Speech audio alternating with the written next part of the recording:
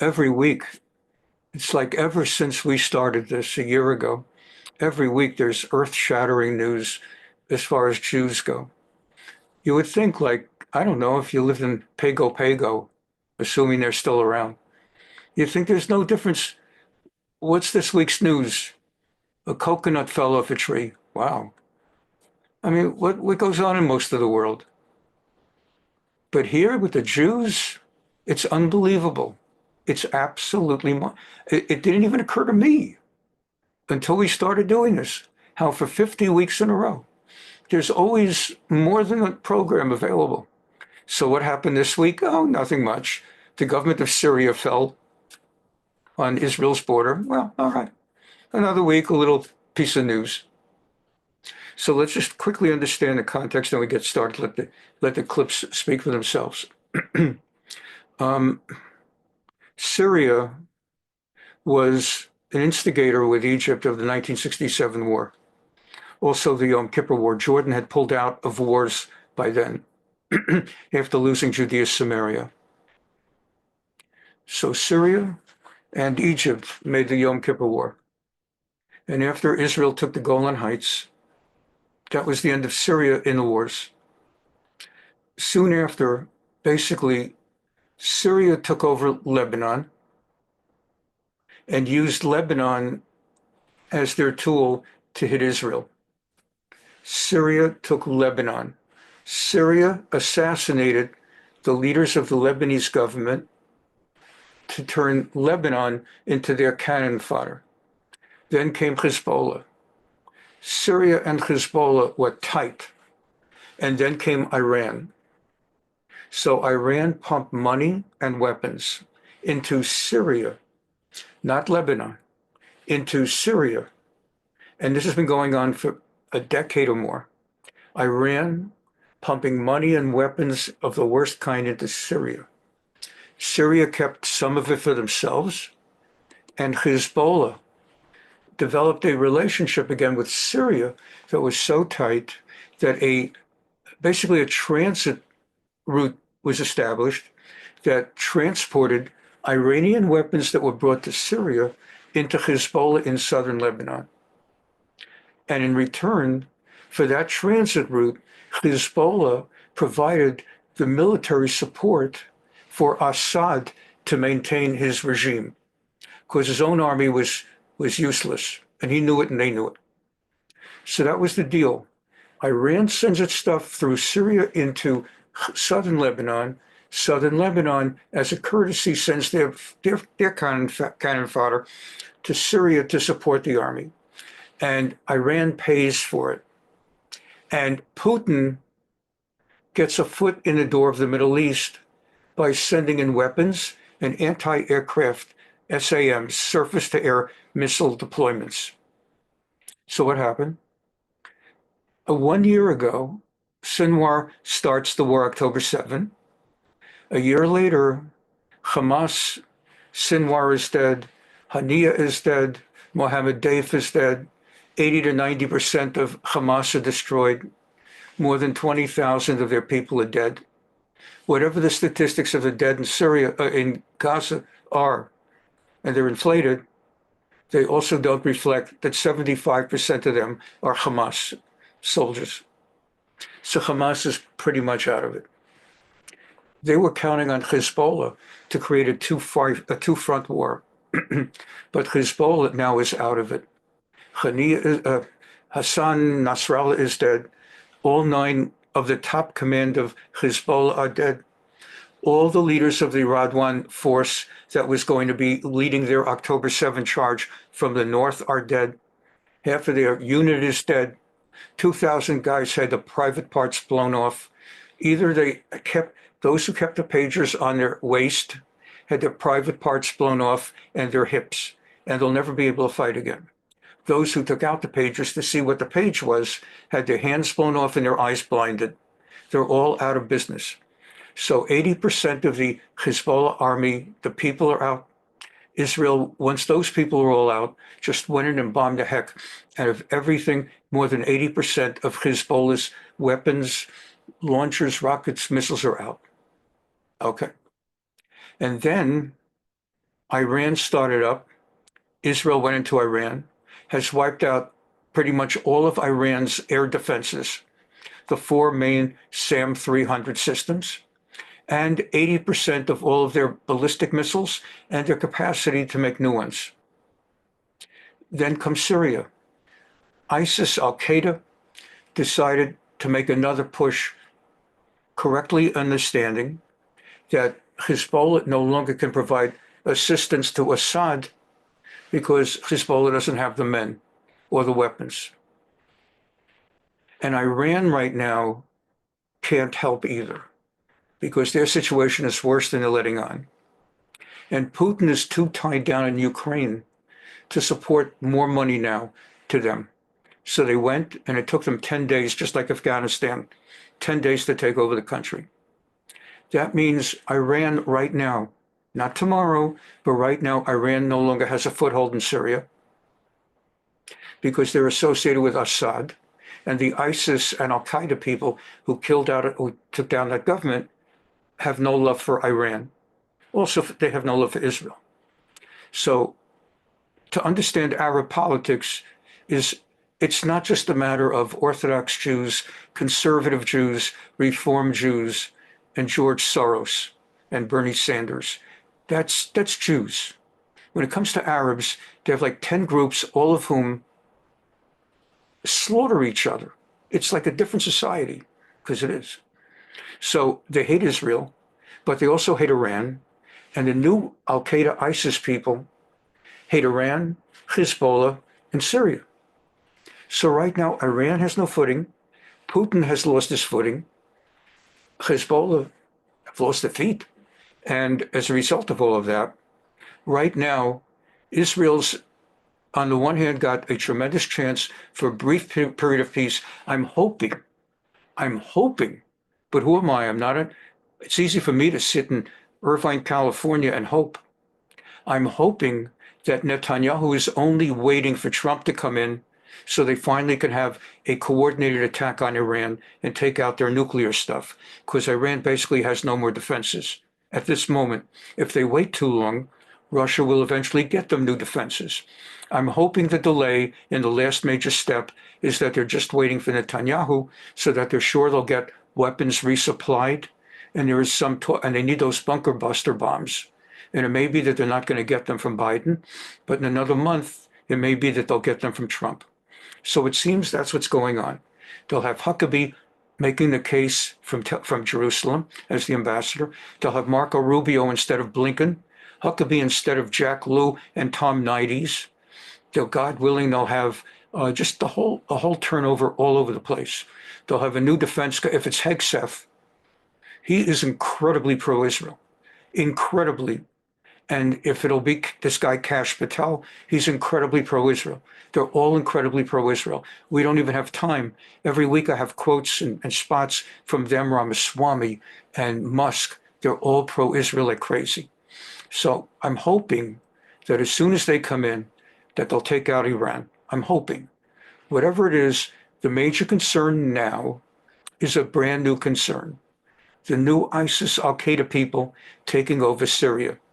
In the short run, they're talking peace. So this guy now that's taking over Syria, he changed his name to Golani. Why do you think he took the name Golani? Because he wanted to sound like Rudy Giuliani? Took the name Golani because his intent, even without power, someday I'm going to take the Golan Heights back from the Jews. So he's no Machaya. And there's going to be real trouble with him, and Israel knows it. But for Israel, first things first, they got to finish up with Iran, Hezbollah. And that guy is not looking for a war with Israel. He's still looking to just pull it all together in Syria. So everybody has a little bit of but everybody knows that war's coming.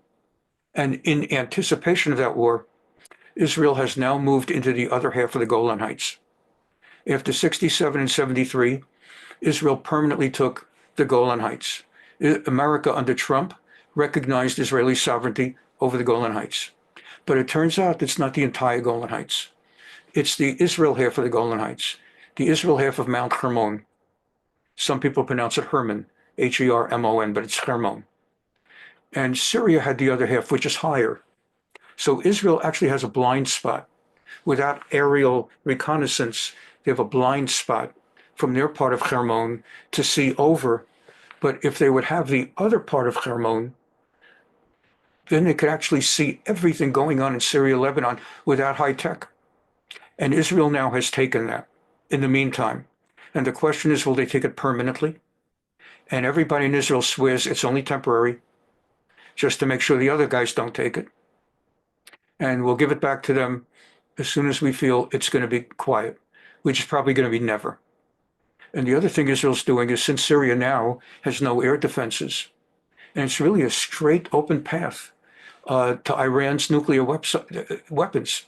It's a straight path. It's like driving on the 405 freeway between 3 a.m. and 4 a.m., which is the only time of the day you can go more than 8 miles an hour. 3 a.m. to 4 a.m. in the middle of the night. They have a straight path now, and what they're doing is they're taking that and they've bombed. They have now knocked out 80% of Syria's air defenses, their army, their weapons, their launchers, their tanks, and they've destroyed just about their entire navy. And that's what's happened in the past week. Thank you for being here. Rabbi Dov Fischer, Young Israel of Orange County. If you're watching us on YouTube, we ask, please give us a like and please subscribe. And if you like the program, send a link to someone else also and tell them it's a good thing to catch on Sunday or whenever they do. And if you really have someone you don't like, definitely send them the link. Okay, here we go.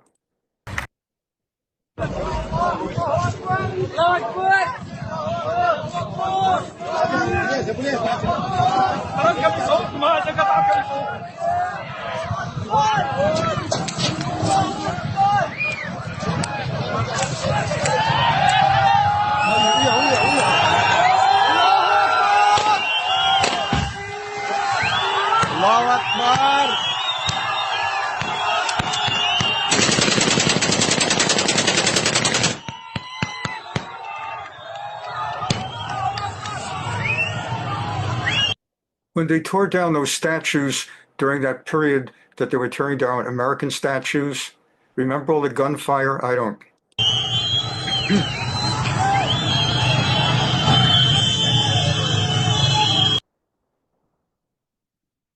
The former Syrian dictator Bashar al-Assad lived in a palace on a hill high above Damascus. Now it's under control of the rebels who overthrew him. Today they gave us an exclusive tour inside. I can understand why he wouldn't want to leave this. Assad and his wife seem to have modern tastes. You are first greeted by the grand atrium, accented by a classic wood-paneled library. Upstairs was for the family only, the apartment where the rebels say Assad lived. You could tell this was really the inner sanctum because everywhere here there are thick bulletproof doors. They are extremely, extremely heavy, solid metal, electric keypads. This could have been sealed off, but in the end, it didn't do him any good. All the security was to protect his bedroom, ransacked after he fled. There's something curious whenever you go to someone's house. People always want to see their bathrooms, just get a sense of how they lived. Well, this was Assad's private bathroom in here, with a jacuzzi tub. Can't imagine he'll be living this well in exile in Russia. Today, the new interim government said Syria is broke. Cash flow didn't seem to be a problem for the man at the top. His personal barber chair. So you can imagine him here, getting ready for the day.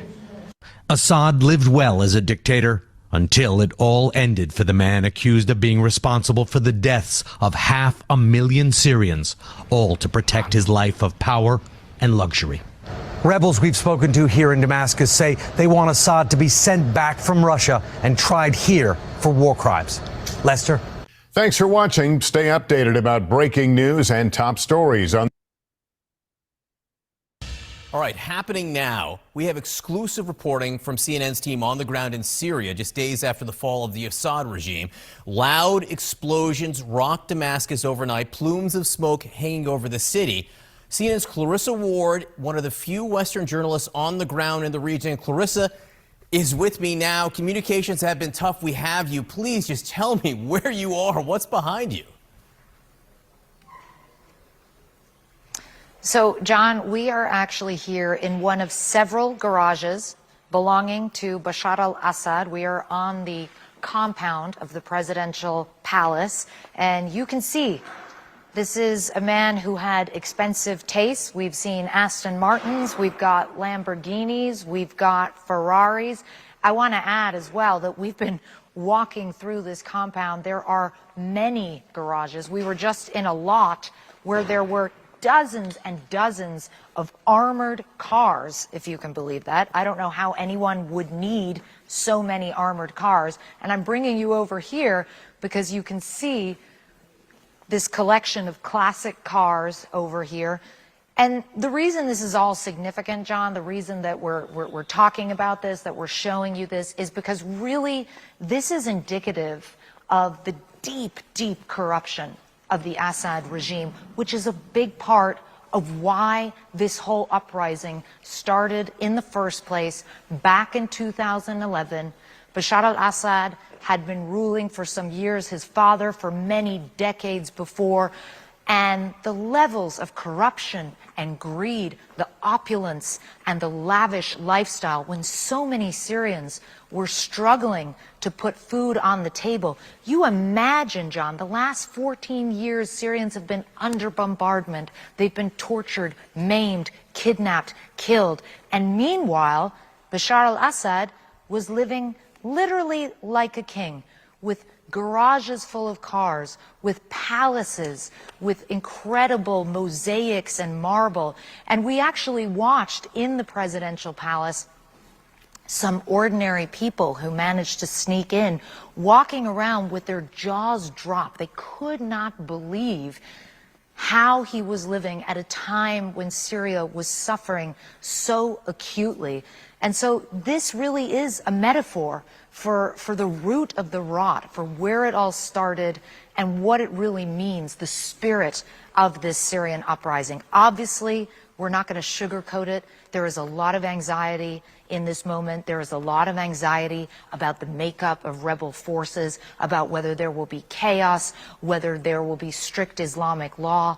And so it's not that everybody is out in the streets celebrating, but most Syrians are united in finding these displays of wealth and opulence truly sickening and indicative of the sickness of the Assad regime, John. Clarissa, you can add. Celebrating this moment. The Sednaya prison, a symbol for some of the darkest abuses of Bashar al-Assad's rule. Thousands of opposition supporters were tortured and killed here. Now there's a rush for the chance of finding those still missing. For the first time, the doors have been opened wide to a country traumatized by decades of repression. Everyone has a desperate story to tell of loved ones jailed for years. It is the first. Mundir Tariq is looking for his brother-in-law. We came to here, like everyone, to find maybe a light at the end of the door, maybe. Yeah. Call me the wounded mother, she says, because of the children she's lost. May God take revenge on Bashar al-Assad. Just days ago, rebels freed thousands of prisoners here on their march to Damascus, amazed at this sudden recovery of their lives. The empty cells, a striking image of how much has changed. But many believe this isn't the end. People still trapped, they think, in an underground prison. The Syrian civil defense group, the White Helmets, has joined the search. We believe there's a network of cells with prisoners beneath the jail, but we haven't yet been able to find the entrance. We do not have any details on how many people are underground. Family members have reached the prison building, pushing at the gates to get in. We squeezed through on a surge of excitement. For a moment, they thought they'd made a discovery. They're searching the bowels of the prison, looking for tunnels that lead to hidden cells. We went down to see for ourselves. The frantic efforts to break through to anyone who might still be alive. This is where they think they may have found an entrance to an underground prison. They've been looking for more than a day, but they haven't found anything so far. Nobody knows exactly what they might find or who might be underneath the ground, but many, many people are hoping that some of their loved ones will be found. Sifting through a litter of documents for any evidence of their loved ones or clues to an underground prison. No sign of it yet, but the hunt will continue. After the past 2 weeks, Syria has entered a new era, but people here are still caught in the dark grip of the old one. Our priority is our sons, who are the future of this country. Do you believe that we, the elderly, can do much now? We want our sons back, and we want our country back too. How can this country move forward without dealing with the horrors of its past?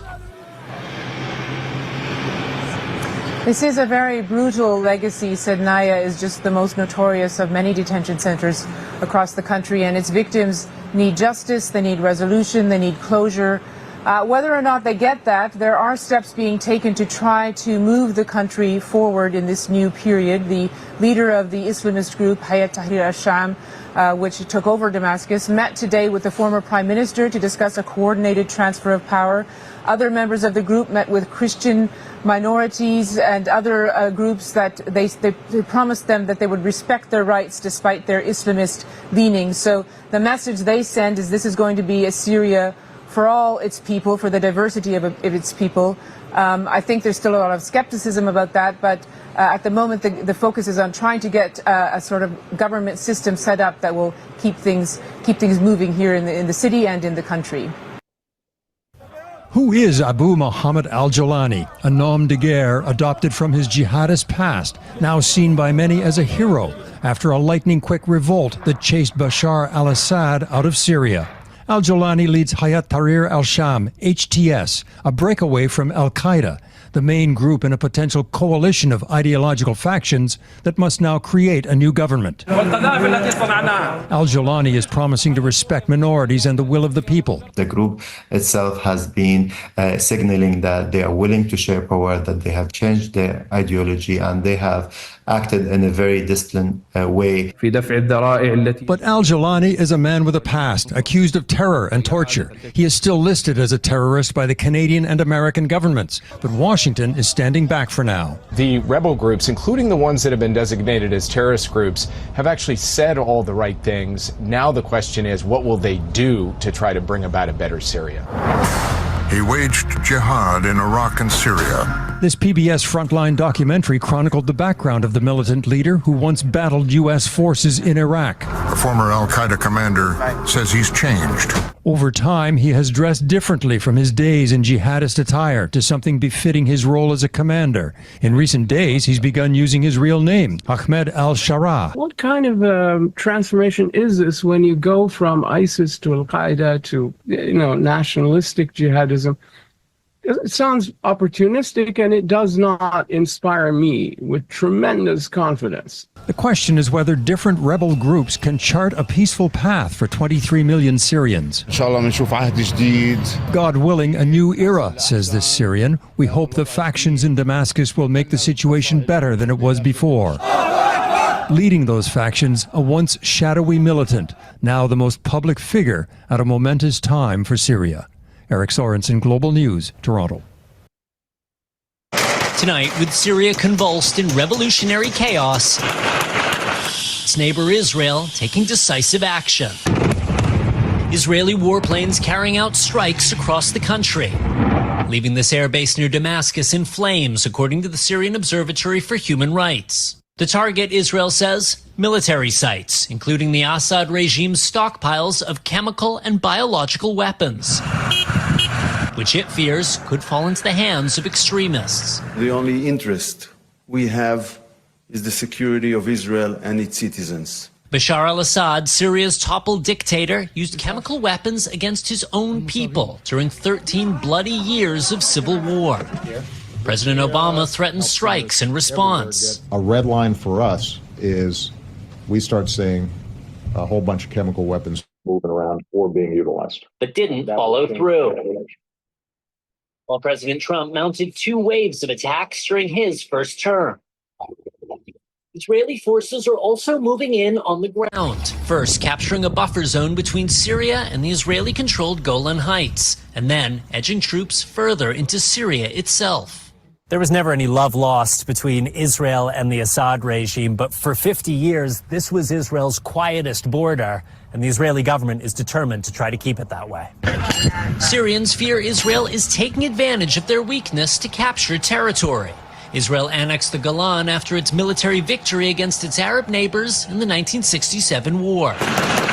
But Israel today insisting its aim only to prevent chaos in Syria spilling over. I emphasize it is a very limited and temporary step we took from security reasons. The state of Israel and rebel-led Syria now uneasy new neighbors. And Raf Sanchez joins us now from Tel Aviv. Raf, do we have any sense of the rebels' attitude towards the state of Israel?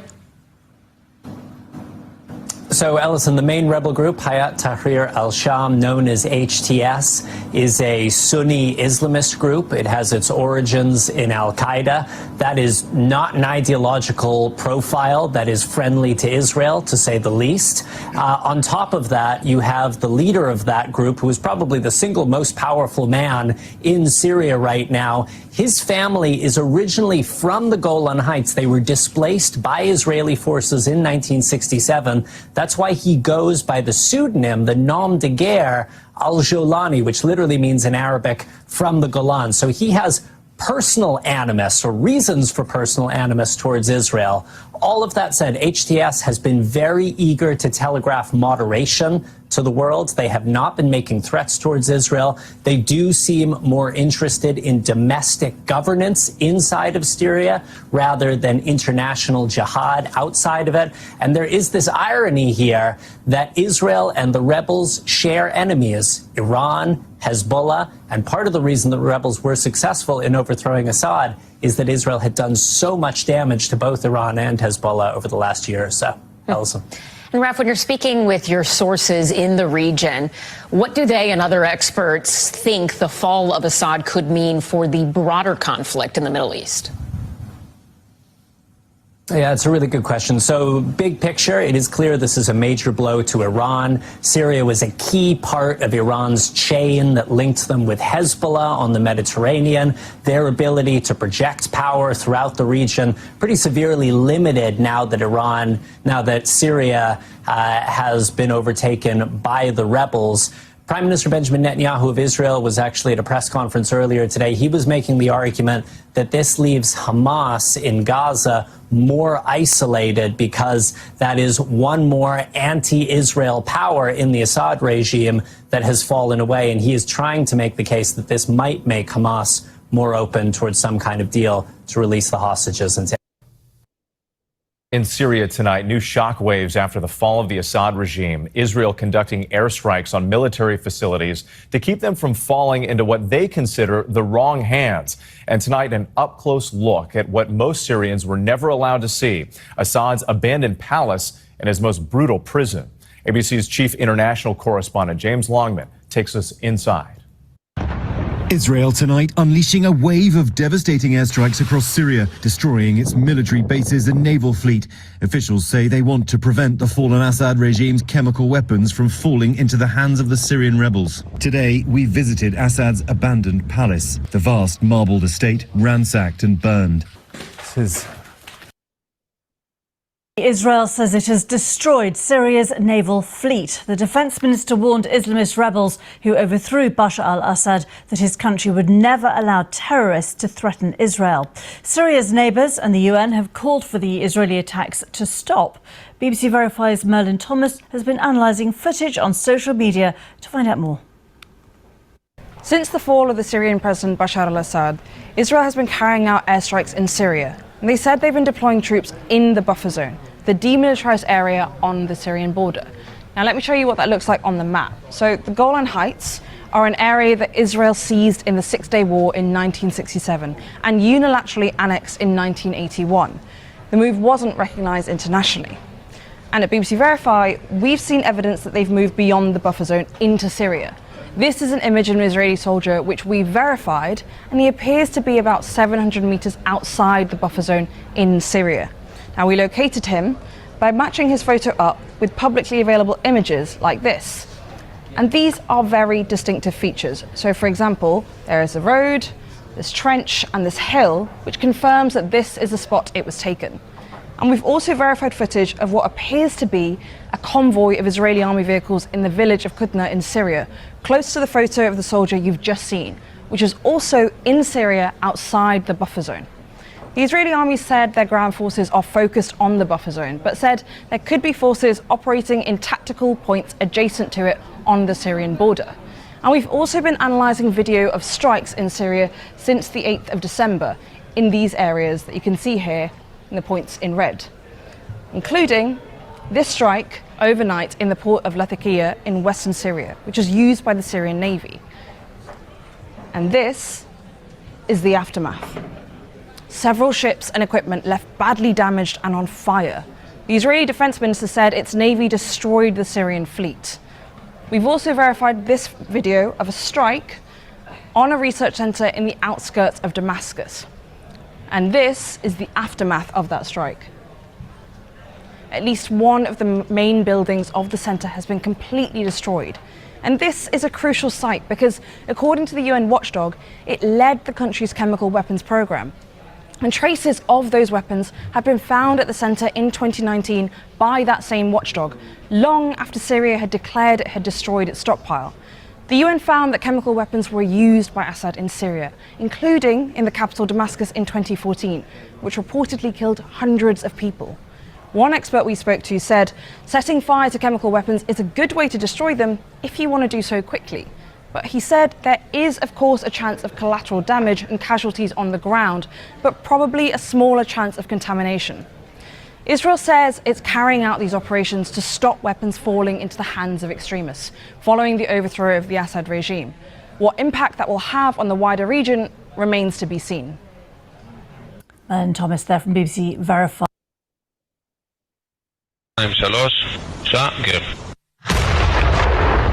כך נראית השמדת צבא סוריה. עוד שדה תעופה ועוד נמל ימי. This is an Israeli news report on Channel 14. This is what Israel has been doing to Syria as part of the Israeli news telling the public. For example, here we hit a port, a naval port. וזה אחר זה תוך 70 שעות בלבד, 80% מיכולותיו של הצבא. In only 70 hours, 3 days, we wiped out 80% of Syria's navy. הצבא הסורי שבעבר היה גדול ומאיים, נלקחו לחלוטין. עוד מטוסי קרב וכלי טייס ביצעו מספר רב של גיחות בשמי סוריה ופגעו קשות בנשקים האסטרטגיים ביותר במדינה. מטוסי... So we knocked out rockets, missiles and air bases. ומסוקי קרב, טילי סקאד, כטב"מים וטילי שיוט, טילי חוף ים, טילי קרקע אוויר.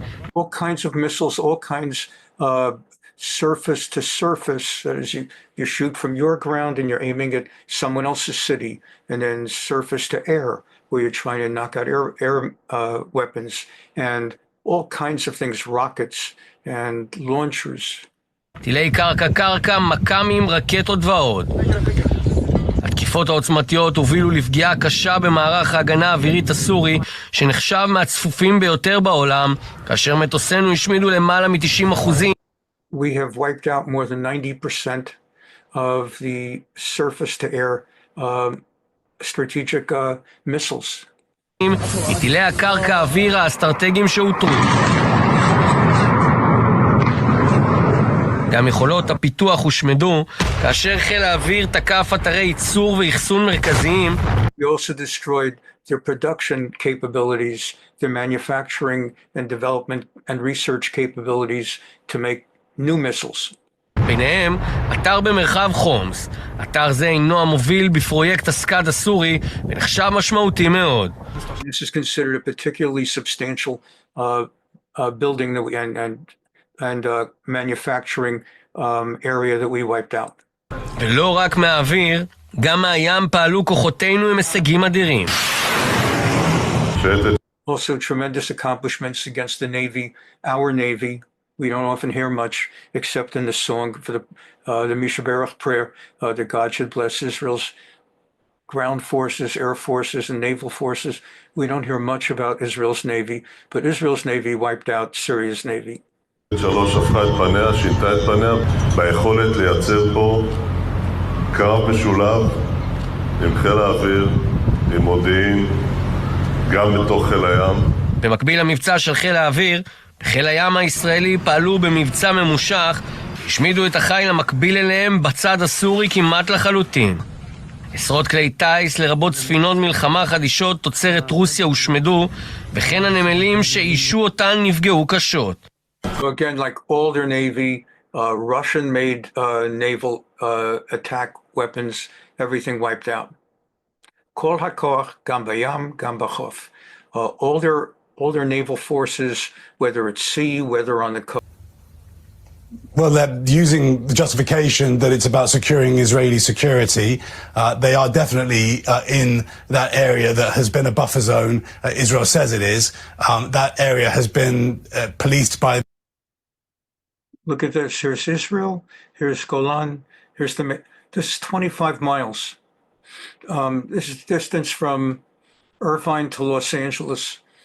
Think of anywhere, wherever you live. If you're going 60 miles an hour on the freeway, you probably go faster if you're on something besides the 405. What are you 20 minutes away from? That's how close they are. Wherever you live in the world, what's a 20-minute drive from there? That's how close Israel is to Damascus. The UN since a peace deal in 1974. The question is whether they are heading towards or in the direction of Damascus. Damascus is a city, but it's also a region of Syria. So there is some confusion about that. But there have been more than 300 Israeli strikes across Syria, and including on a port, on rockets, on what Israel says are suspected chemical weapon sites, multiple strikes. And the reason is because Israel and other countries are trying to ensure that groups they don't like don't get hold of those weapons as things are in flux in Syria. But Israel's move is being condemned, particularly by Arab nations that say it's flouting international law. So many things changing on so many fronts involving Israel right now. We also...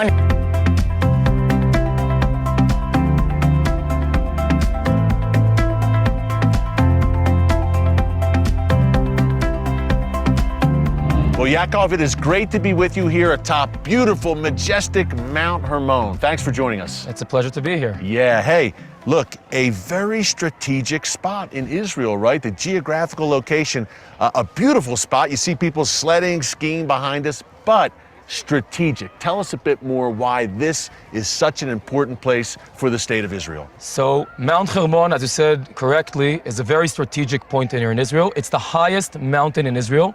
We nicknamed it the Eyes of the State. On a good day like this day, if we would be standing on the higher point at the military observations, we can see the beaches of Tel Aviv. That's how far you can see. Wow. Now, the place we're located is not just the highest place, we're on a tri-state border. When we're looking north and west, Lebanon.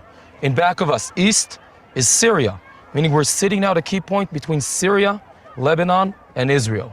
And whoever controls this mountain can see all northern Israel, can see the Golan Heights, and of course, it also gives you a lot of control into Lebanon. Yeah, wow. And the IDF, the Israel Defense Forces, have a pretty strong presence up here, right? Because of that reason, the eye of the state of Israel. I would say the most sophisticated intelligence abilities the IDF has on ground are in the bases just behind us. Due to the strategic importance, I got to share with you my thought. I just can't help it. This guy looks just like Naftali Bennett must have been 20 years ago. We have here several, I would say a chain of strategic bases just here behind us, as you can see right there.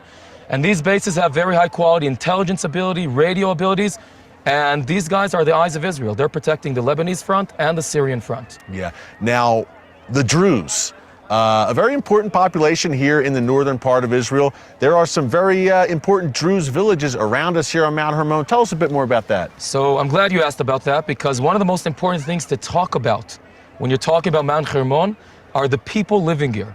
On the slopes of this mountain, just behind us, there are 4 Druze communities on the Israeli side and 1 main Druze village on the Syrian side. And if you want to understand the Druze community, it's all about survival. So it's a secret religion where only the top religious scholars know what the religion is all about. The average Druze is secular. Yeah. He doesn't know what he believes in. He just knows he's connected to this ethnic group, to this religion. Druze is spelled D-R-U-Z-E, and it's same single and plural. The Druze, a Druze.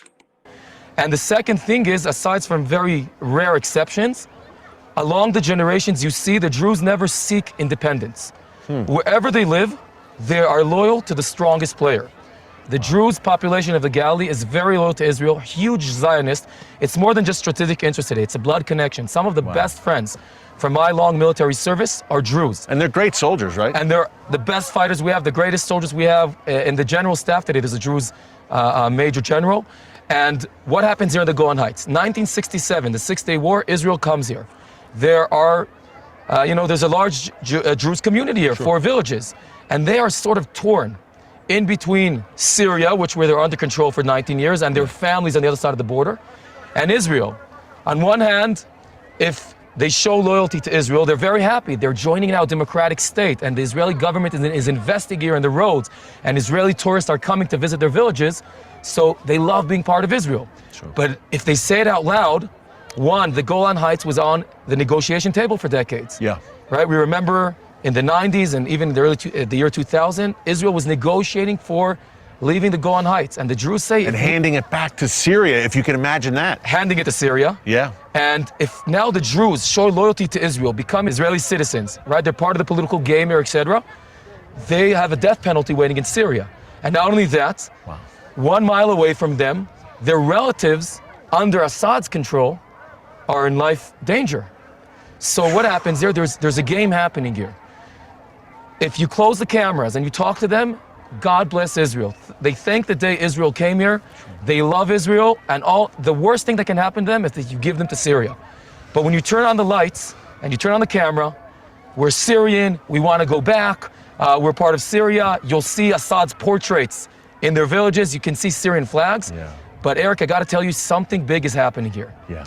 March 2011, the Syrian civil war begins. And the Druze community sees Assad, see his real face, the butcher from Damascus, right? We're talking about more than 500,000 people killed, chemical weapons used against the people. Yeah. And they realize this, they understand they're never going back there. Sure. And what happens now, 9 months ago, March 25th, new diplomacy, we have that tweet from the White House. Yeah.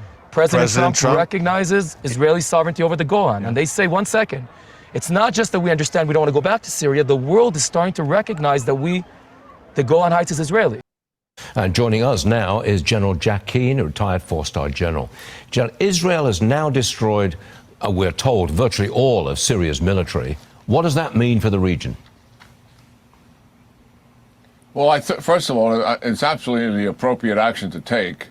Obviously, when the regime collapsed, it did so because the military was not willing to fight any longer for Assad and risk their life for a regime that put the country economically in a very hopeless and desperate situation. So they deserted these bases. They deserted their naval ships. So you're right, the entire military infrastructure is being destroyed by Israel, whether it's at sea or their industrial bases that support the Navy, air power, and the whole infrastructure that surrounds supporting air power, and the same thing with land power bases and tanks, artillery. It's certainly a preemptive measure to make certain, obviously, that these don't fall into radical hands and people who are running the country or factions throughout the country who are opposed to Israel and can use them against them. Most significantly, they have been systematically destroying chemical weapons. Yeah. And obviously that's a weapon of mass destruction, and that is very appropriate. There's risk here, certainly because that kind of aggressive behavior, particularly if there's civilian casualties here and the Israelis are not careful about that, they could unite the different factions against Israel. And that's something certainly the Israelis do not want. They just don't want them to be armed with Assad's weapons going forward. The right call, I think, is not going to last forever. And also, critical situation that Ben mentioned up in the Northeast with the United States. We hit 75 targets there, make sure ISIS doesn't rise again. But Erdogan is attacking the forces that we're supporting. We had this problem in the Trump administration, and Trump dealt directly with Erdogan on this to resolve that situation. And this may be one of the first things that's going to be on his desk. Erdogan is the head of Turkey. Turkey is the only Muslim country in NATO. Many always had the question whether they even should have been admitted into NATO. And you have this moment where America, its interests, and Turkey are actually militarily opposed. And Trump he's saying is going to have to deal with Erdogan because America now is bombing in the other side of Syria where ISIS is and Al-Qaeda, and Erdogan defends them. When he comes president, if President Biden doesn't deal with it. General, my question is this. Where are the progressives? If Israel had been restrained, Assad would still be in his palace, Hezbollah would still be attacking, and Iran would still be running a terror organization. Where are the progressives here? They were so totally wrong. Yeah, I mean, it's absolutely stunning. The truth is the fact that Netanyahu was totally focused on wartime objectives as a wartime commander. He was not going to let anybody stop him from military defeating Hamas and destroying as many of them as possible and decimating Hezbollah. That is what he did. And the fact that, so our audience understands, when the regime was almost going to be toppled in 2011, and most of us looking at it because the opposition from the people was so significant. This is the Arab Spring again that started in 2010. All of us predicted it was just a matter of days or weeks for the regime to fall. Iran was all in. Tens of thousands of Hezbollah fighters with leaders. He put multiple generals in charge of that ground force. Assad's ground force relatively ineffective. Hezbollah was decisive in stopping that opposition forces and randomly killing thousands and thousands of civilians to try to push them from not supporting the opposition. They saved the regime and did it again in 2015 when the opposition regained momentum. Assad's air force was ineffective, just as their ground force had been. Qasem Soleimani goes to see Putin in early 2015, 2 visits, convince him to put his air power in to save Syria again. He did that. This is how critical Syria is to them. They can't dominate and control the Middle East without Syria. They lost their major strategic platform, and they are on their heels now, and I think it's time to take advantage of them and neutralize Iran once and for all. Get them to voluntarily take down their nuclear enterprise and use inspectors to ensure that.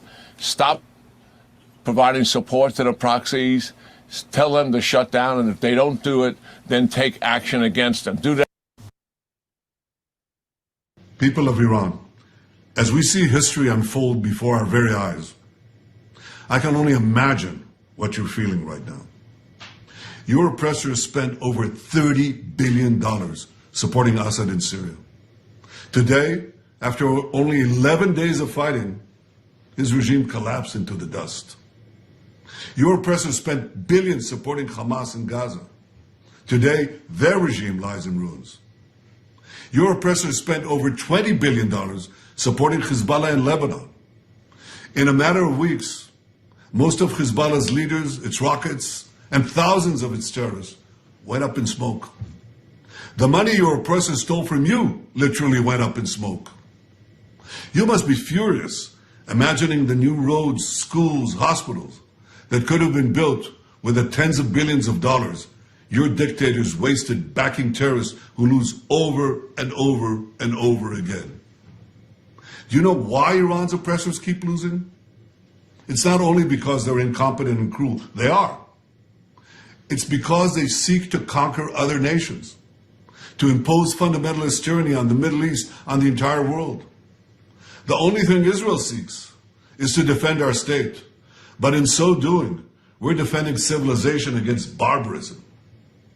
The historic events we witness today are a chain reaction to the pounding of Hamas, the decimation of Hezbollah, the targeting of Nasrallah, the blows we delivered to the Iran regime's axis of terror.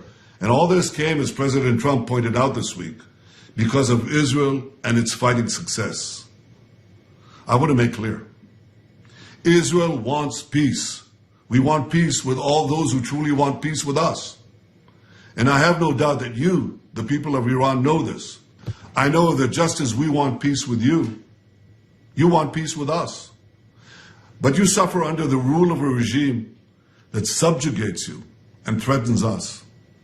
You know what this regime is truly terrified of?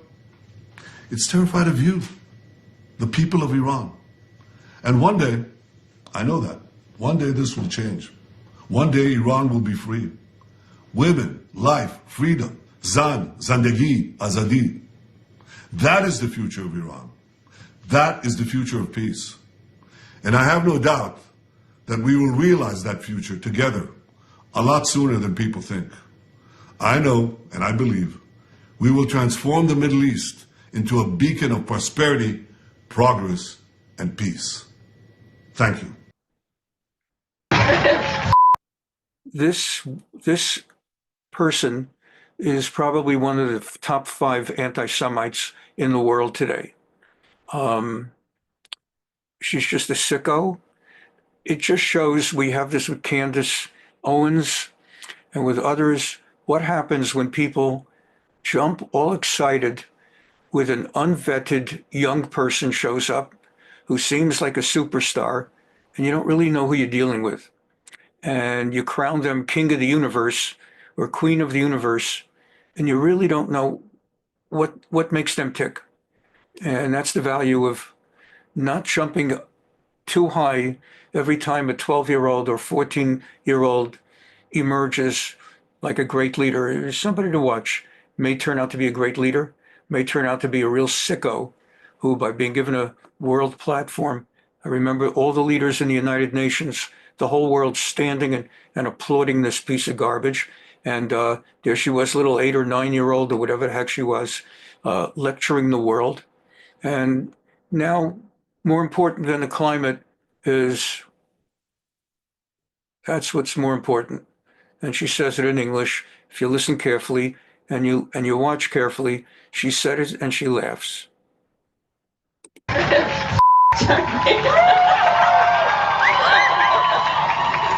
And Israel.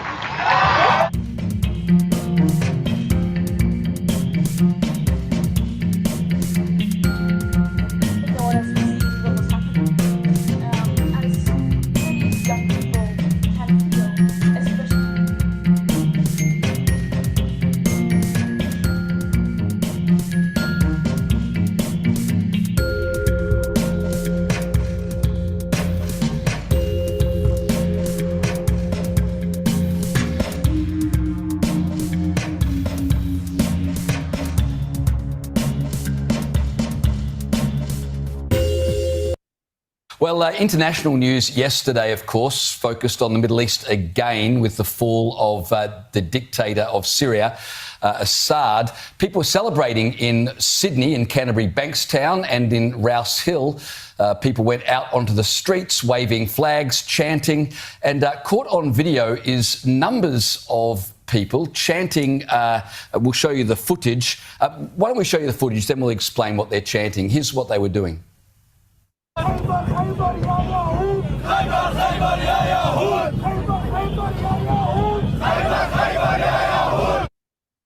Now, bear in mind, this comes just hours, really, after the synagogue in Melbourne was firebombed in an anti-Semitic attack. And we're all like, gee, anti-Semitism has to be dealt with.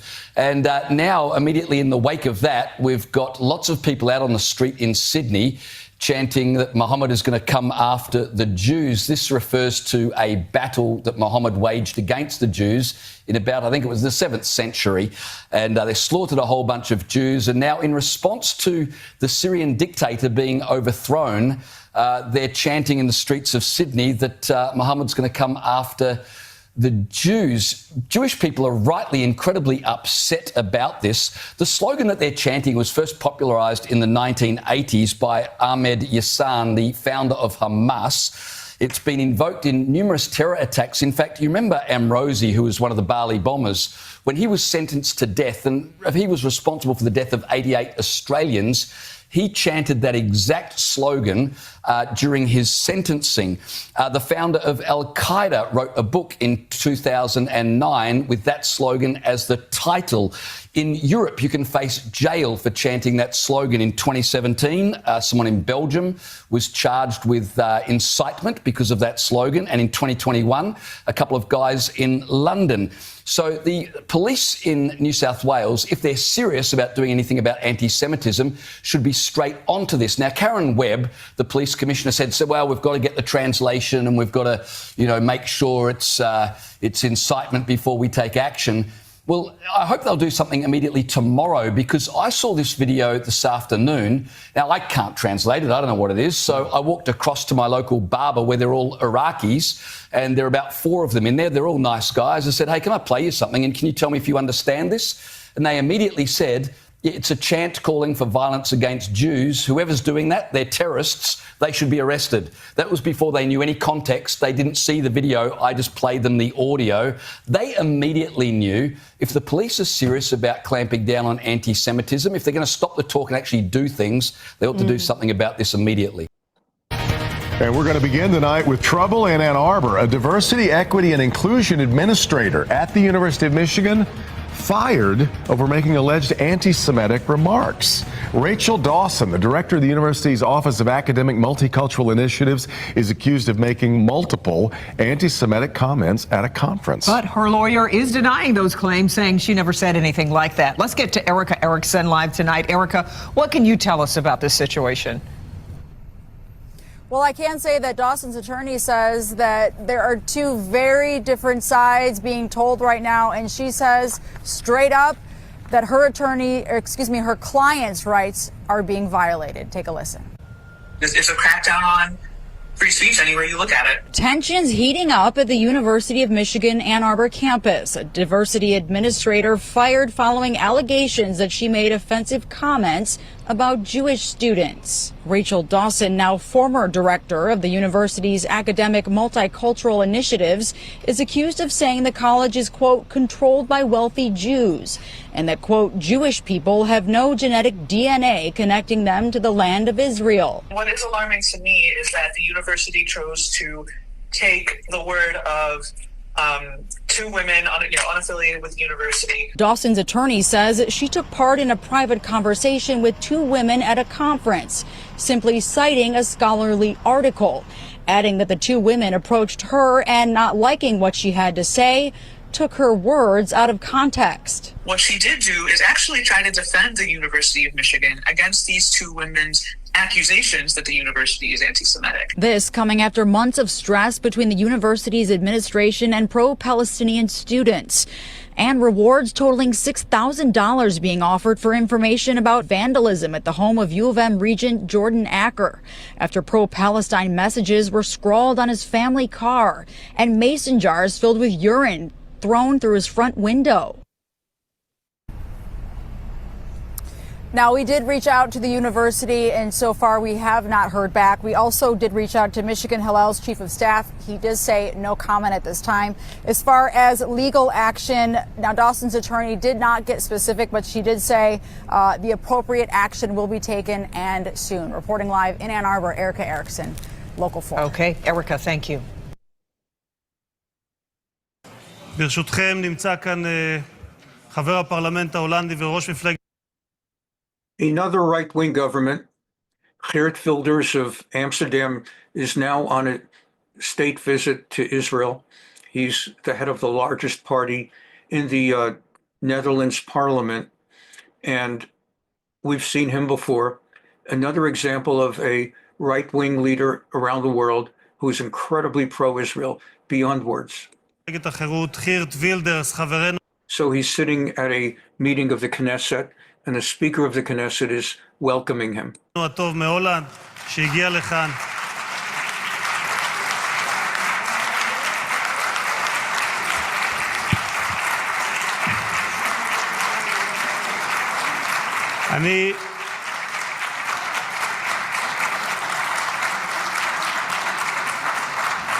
אני אבקש לומר מספר מילים בשפה האנגלית, ולאחר מכן ניתן יהיה למחוא מחיאות כפיים.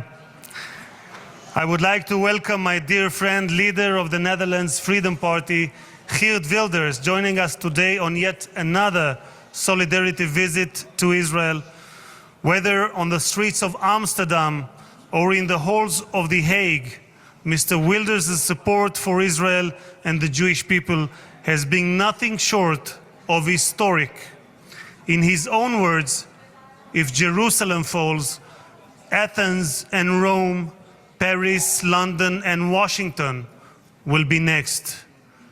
We are here to make sure Jerusalem shall forever stand. Thank you, Geert. Welcome to Jerusalem and welcome to the Knesset.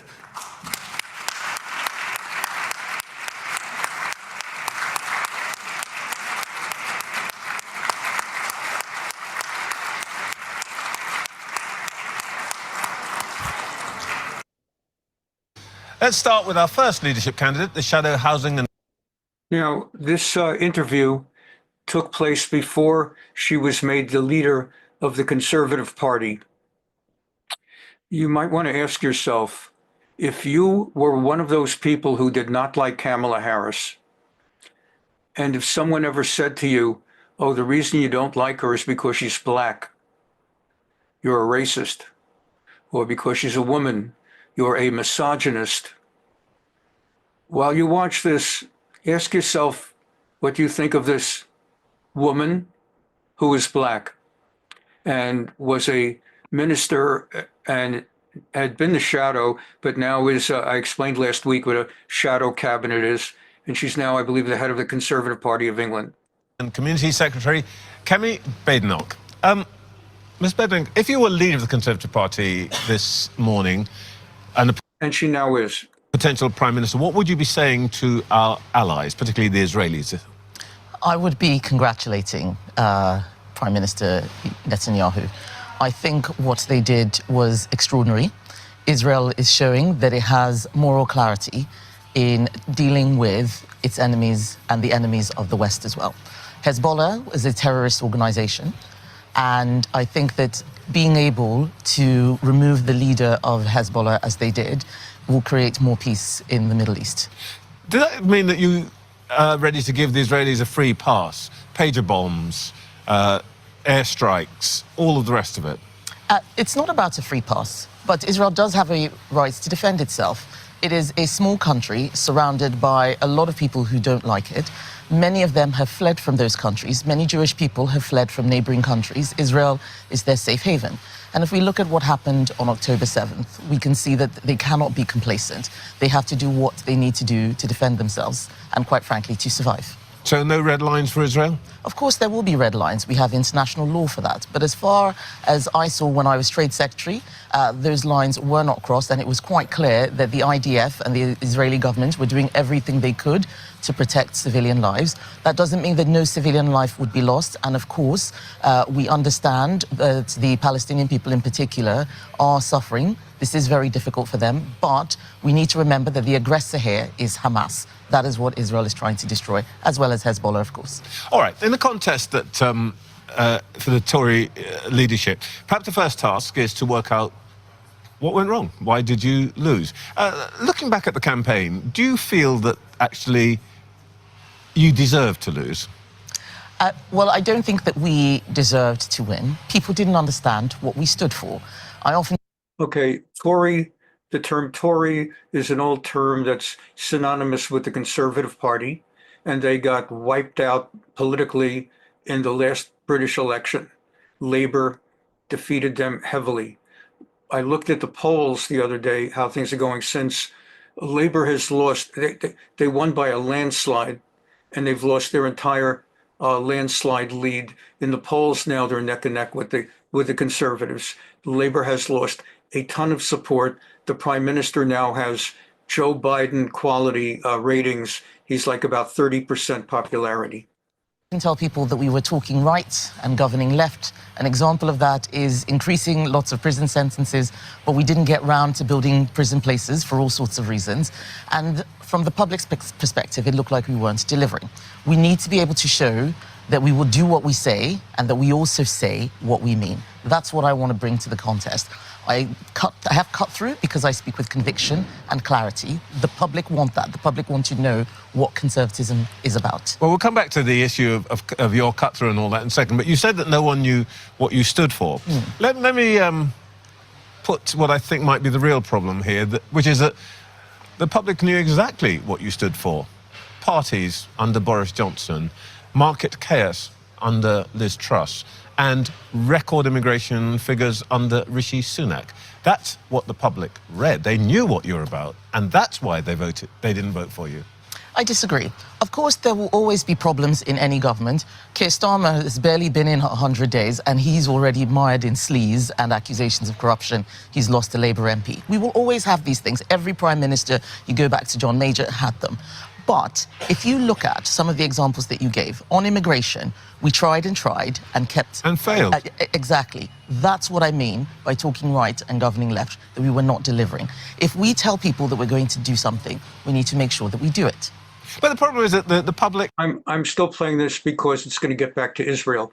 I'm not trying to promote any kind of conservative politics or British politics right now. Saw all of these examples and they understood that actually you had all the big talk, but actually you didn't deliver. You didn't deliver on the economy, you didn't deliver on immigration, and actually you didn't deliver on integrity and good conduct in government. I think the question to ask is, why didn't we deliver? It wasn't because we didn't want to. It is because we were not starting from first principles. This is what I'm bringing to this campaign. It's how I'm different from the other candidates. I'm not standing, throwing out lots of new policy and saying, this time we'll do this. What I believe we need to do now is to earn the trust of the British people again. And that means starting with principles. What do we believe in? Personal responsibility. We haven't talked about those things as much. Freedom, freedom of speech, freedom of association, free markets. We stopped talking about principles. That's what people buy into when they're voting for a political party, not just what latest managerial policy you might be throwing out.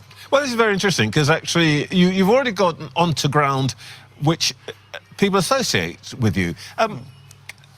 You were both the Secretary of State for Business and Trade and also the Minister for Equalities. Is it a matter of regret? You deliver, you know, a transformation for... To attract public attention is pretty much unrivaled. You said this morning in the Telegraph something which I think is going to attract some attention. I'm sure it will. Yeah. Well, indeed. You talked about, it's about immigration, and what you talk about is not the numbers, but the nature of immigration and immigrants. And you say, I am struck, for example, by the number of recent immigrants in the UK who hate Israel. That sentiment has no place here. Which immigrants are we talking about? Well, people who come from countries where Israel is seen as an enemy. I remember growing up in Nigeria as a young child that people talked about Israel with a lot of positivity. What I didn't know is that in the northern part of the country, which was heavily Muslim, people spoke in a completely different way. And I will also remember 10 years ago when 300 girls were stolen from school and taken away by Islamist terrorists. It resonates with what happened on October 7th. And so I'm always shocked by the number of people who are unable to sympathize with those victims, people who are ripping down posters. I think that's extraordinary. Missing children's posters being ripped down because people hate the country. I don't think that has any place here. It's interesting. You know, you make a virtue of your plain speaking and so on, but you evidently mean, when you say the number of recent immigrants who hate Israel, you evidently mean Muslim immigrants. Why didn't you just say that? Because it's not all Muslim immigrants. And this is what I don't do. I'm very careful when I speak. I've met many Muslim people who love Israel.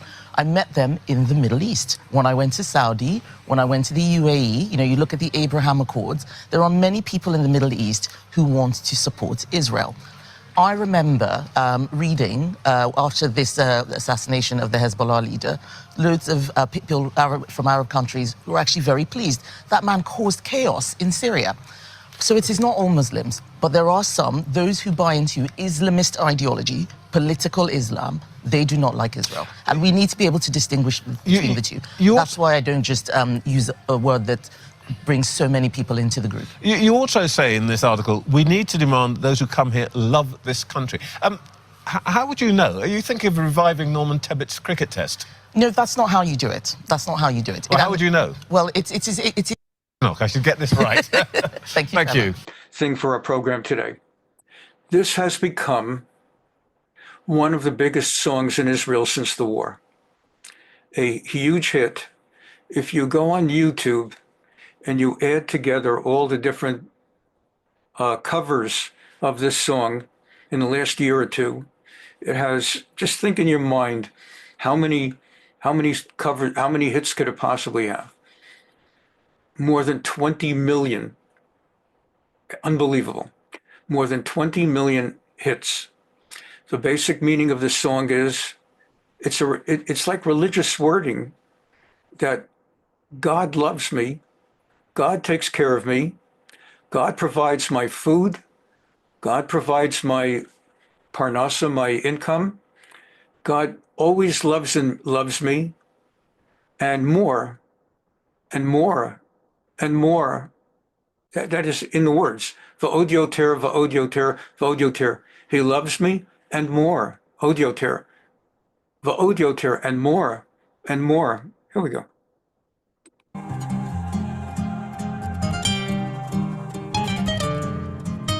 השם הוא אבא טוב והוא תמיד מתפאר בי, רואה בי רק את הנקודות. You got it? Hashem.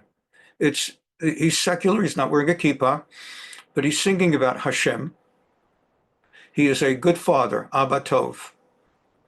V'hu tamid mitpa'el bi, and he always takes care of me. Ro'eh bi, he sees in me. Rak et hanekudot, he seasons me only the good.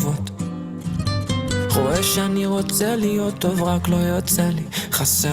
He sees, אני רוצה להיות טוב, רק לא יוצא לי חסרות. He sees that I want to be good, doesn't always. לי כולה כמה תפילות. והשם הוא גם ראה את הרצון שהיה לי, כשניסיתי לו אמרתי נואשי. רואה בביזיון שלי, במר שהרגשתי, איך התחלתי שוב כל יום מחדש.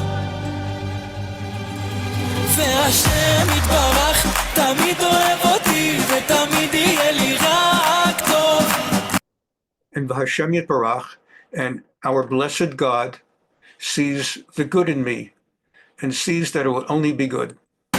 השם יתברך, תמיד אוהב אותי, ותמיד יהיה לי רק טוב, ויהיה לי עוד יותר טוב, ועוד יותר טוב, ועוד יותר טוב, ועוד יותר טוב, ועוד יותר טוב, ועוד יותר טוב, ותמיד יהיה לי רק טוב.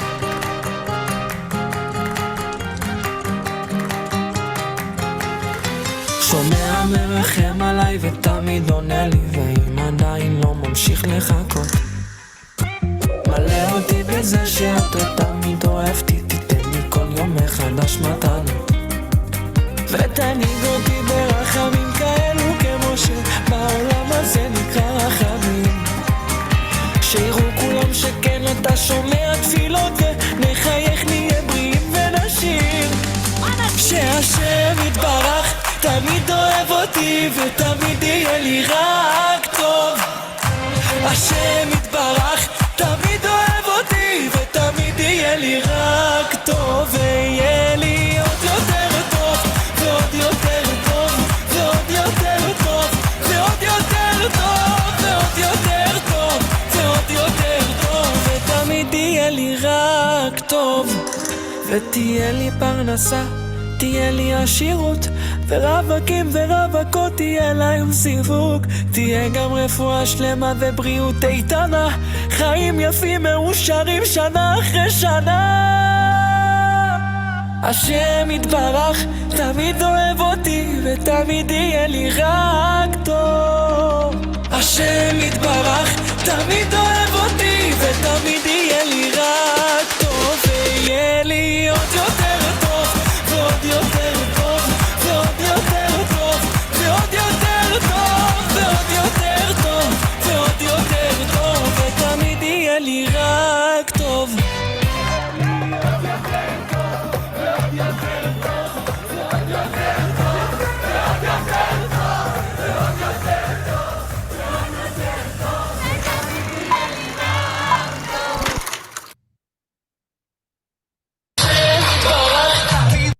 So I was trying to process what's going on? A whole secular crowd singing with so robustly, Hashem Yitbarach, our blessed God. He looks inside me. He sees only good. He'll provide good. He'll give me parnasah, income. He provides me osher, wealth. He provides me refuah shalema, health. And he's good. I was just trying to process that's like Yishai Ribo stuff. What secular guy writes a song like that? And how does it, 20 million hits? 20 million. So I was trying to process it, and it turns out the song was written by a Haredi rapper. I don't like using the word ultra-Orthodox, but some people call Haredim ultra-Orthodox if you don't know the term Haredi. A Haredi rapper wrote the song based on a simple meme or expression that his Rebbe, his rabbi, Alush, I believe, taught. And just take about 3 minutes to go through this. בהופעות, ברחובות, במועדונים, במגרשי... So this is channel 13. We had 14 earlier today, and channel 11, this is 13. As I remind you, there are 4 main channels, 11, 12, 13, 14. Okay, so in public productions, presentations, on the streets of Israel, in clubs, in soccer stadiums, כדורגל בעזה ובלבנון. In Gaza, in Lebanon, they're singing Hashem Yitbarach Tamid Ohevoti, our blessed God, He always loves me. Perpetually, I will have good. I'll have only good. השיר הזה נשמע בכל מקום. This song is being heard everywhere. הפך כבר מזמן לאחד. It has become one of the hymns of the wars. אחד מהמנוני המלחמה. הלהיט תמיד אוהב אותי, שמוכר... The song is technically called Tamid Ohevoti. He perpetually loves me. But its nickname, its popular name is Od Yoter Tov, and more and more and more. כעוד יותר טוב, הגיע ליותר מ-20 מיליון צפיות ביוטיוב. More than 20 million hits or views on YouTube. היו בשלל גרסאותיו, המוכרת ביותר היא זו של ששון יפרם שאולוב, It's the best known song by a guy named Ephraim Shulov. The one who was in the main video I just showed you, that's not Ephraim Shulov. The song has become associated, I'm sorry, that was Shulov, and the song is associated with the guy we saw in the video, but actually was written by someone else who's not well known. And in this interview, he's asked, how does it feel that your version didn't get any hits pretty much and it became known through someone else? He said his goal was just to have the message reach everybody. He doesn't care who sent it. He's blessed by God that he could be the messenger who got it to the guy who made it famous. שגם נמצאת בראש מצעדי הפזמונים בשבועות האחרונים.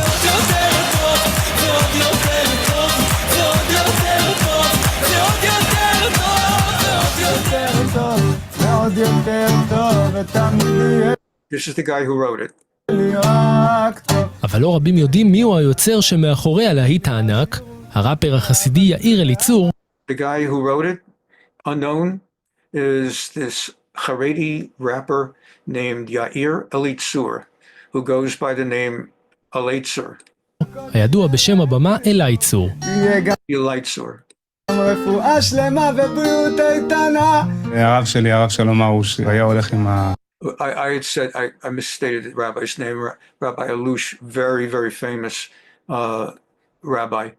She's saying my rabbi, Rabbi Alush, he always used to use that expression. מילים האלה ומפיץ אותם בשיעורים שלו, ואמר לי, בוא תעשה מזה ניגון. All of his classes, he constantly said the same thing, that Hashem Yitbarach, Tamid Ohevoti, blessed God, always loves me, and things will be Od Yoter Tov, Od Yoter Tov. So he said to me, maybe you could write a little melody, a nigun, a little melody to put those words to. יאיר, מי שיגיד את המילים האלה ויאמין בזה שהשם יתברך תמיד אוהב אותו, תמיד יהיה לו רק טוב, ככה משמיים ינהיגו אותו.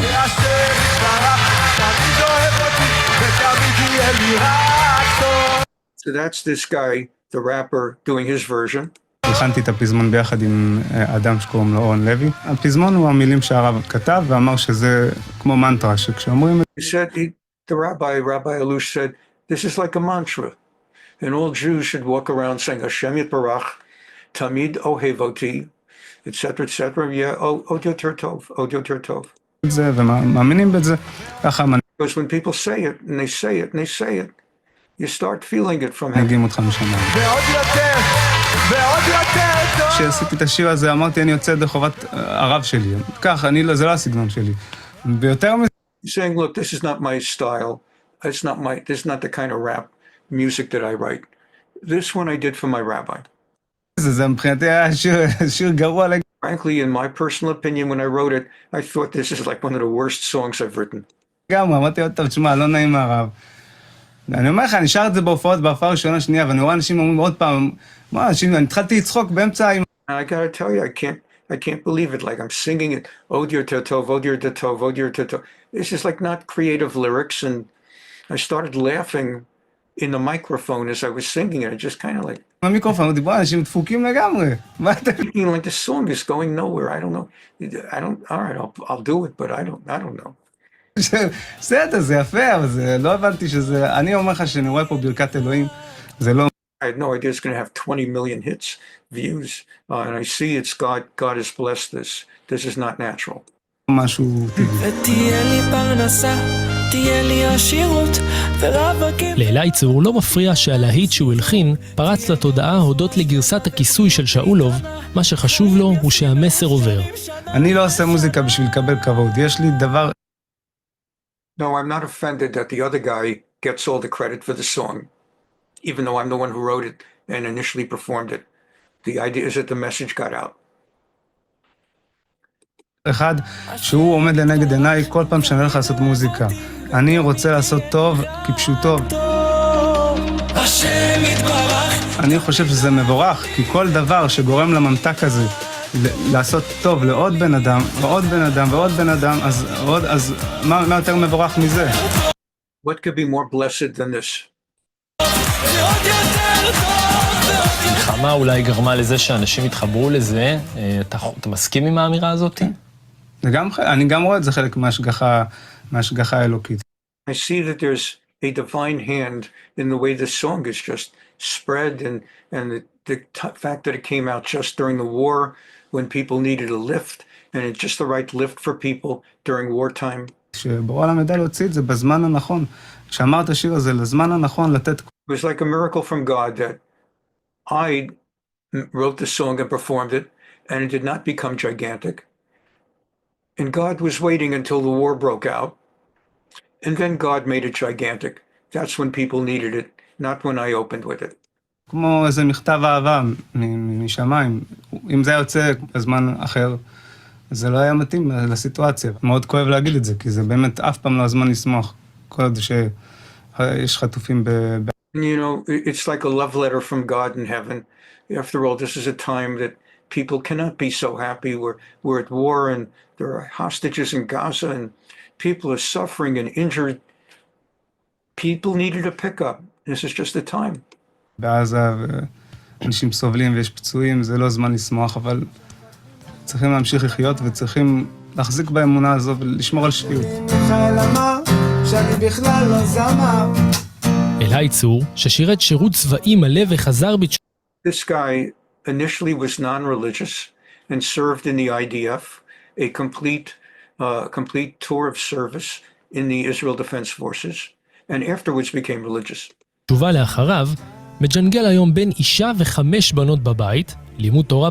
Now he's got a wife and 5 kids at home, and he spends his day, he's got the kids, he's got the wife, he spends his day learning Torah all day, and at night he does rap performances.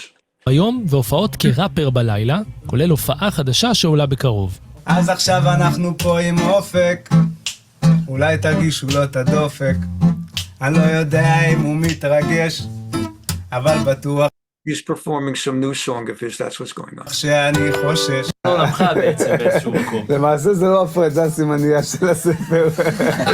זה דומה למפריד, זה דומה למפריד. ויש לו גם תשובה למבקרים של השיר, שטוענים כי הוא מתכחש למציאות הישראלית הנוכחית. הראו לי גם תגובות די לא נעימות. Says, look, I've also received, despite all the positive acclaim, I've also received some very harsh and severe attacks by anti-religious Jews in Israel who oppose the references to God. It's like the word God scares them.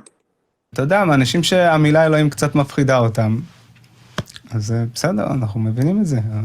He says, what am I going to tell you? I understand, okay. You don't like the word, what can I say? We just want to have unity and love. Isn't that good?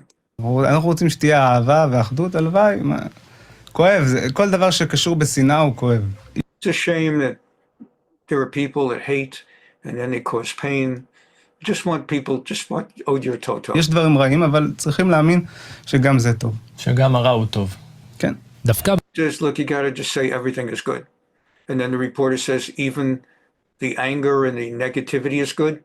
And the response, yeah, everything's good. בתקופה הזאת נראה שהשיר הצליח במשימה המרכזית שלו להרים את מצב הרוח הלאומי. Seems that at this moment in time, the song has achieved its primary purpose to raise up the spirits of a nation. וכעת נותר רק לקוות שהמילים שלו יתגשמו ובאמת יהיה לנו עוד יותר טוב ועוד יותר טוב. איי איי איי ועוד יותר טוב ועוד יותר טוב ועוד יותר טוב. So I wish for everybody as we end. You should have a week that's Od Yoter Tov.